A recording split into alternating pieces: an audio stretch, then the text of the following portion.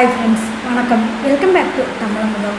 ரத சப்தமி என்பது திருப்பதியில் விசேஷமாக கொண்டாடப்படும் ஒரு பண்டிகை என்பது நம்ம எல்லாத்துக்குமே தெரியுங்க. ஆனால் ரத சப்தமி என்றால் என்ன, இது எதுக்காக கொண்டாடப்படுது, இந்த நாளில் நாம் என்ன செய்தால் எப்படிப்பட்ட பலன்கள் கிடைக்கும் அப்படின்னு நிறைய பேருக்கு பலவிதமான கேள்விகள் இருக்குங்க. அதுக்காகத்தான் இந்த வீடியோ.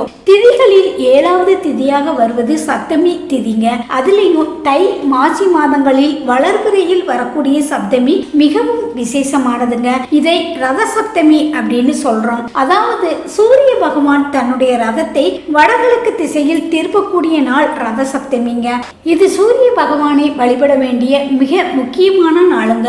உலகில் உள்ள அனைத்து உயிர்களும் இயங்குவதற்கு தேவையான அனைத்து ஆற்றல்களையும் வழங்கக்கூடியவர் சூரிய பகவான். ஒவ்வொரு ஆன்மாவுடனும் தொடர்புடைய சூரியன் தான் ஜீவாத்மாவை பரமாத்மாவுடன் இணைய செய்து இறுதியாக மோட்சத்தை வழங்கக்கூடியவருங்க.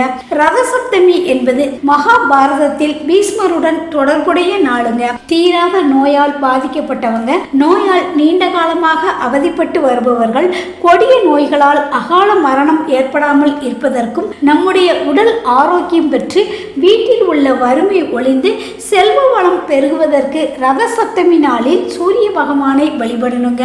இந்த வழிபாட்டினை அனைத்து வயதினரும் செய்வது சிறப்பானது. ரத சப்தமி நாளில் புனித நீர்நிலைகளில் நீராடுவது சிறப்பானதுங்க.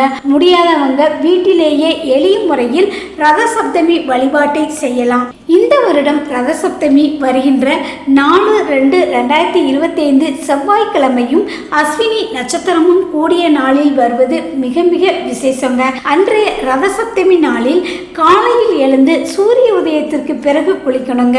இதற்காக நீங்க முதல் நாளை 7 அல்லது 9 என்ற எண்ணிக்கையின் அடிப்படையில் எருக்கம் இலைகளை பறிச்சு வச்சுக்கோங்க. அதாவது தலையில 1, 2 கண்களில் 2, 2 தோள்களில் 2, 2 முழங்கால்களில் என 7 எருக்கம் இலைகளை எடுத்துக்கணுங்க.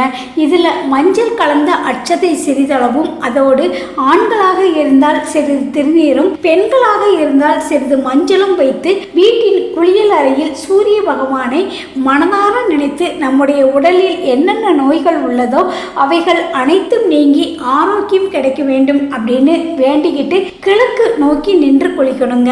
குளிச்சுட்டு வந்து வீட்டில் சூரிய ஒளிபடும் இடம் அல்லது பூஜை அறையில் ரதம் போன்ற கோலம் மற்றும் சூரியன் மற்றும் சந்திரனை அரிசி மாவால் வரையணுங்க. பச்சரிசி, தோரம்பருப்பு, வெல்லம் ஆகியவற்றை வைத்து சர்க்கரை பொங்கல் நைவேத்தியமாக படைத்து சூரிய பகவானுக்குரிய மந்திரங்கள் சொல்லி வழிபடணும். ஆதித்ய ஹிருதயம் தெரிந்தவர்கள் சொல்லலாம், தெரியாதவர்கள் ஓம் சூர்யாய போற்றி என்று சூரியனை பார்த்து மந்திரத்தை சொல்லி வழிபடலாங்க. ஒரு முறை இதை செய்து பாருங்கள். உங்களோட உடம்பில் உள்ள நோய்கள், செய்த பாவங்கள் அனைத்தும் நிச்சயம் நீங்குங்க. இதை பற்றிய உங்களோட கருத்துக்களை மறக்காம கமெண்ட் பாக்ஸில் கமெண்ட் பண்ணுங்க.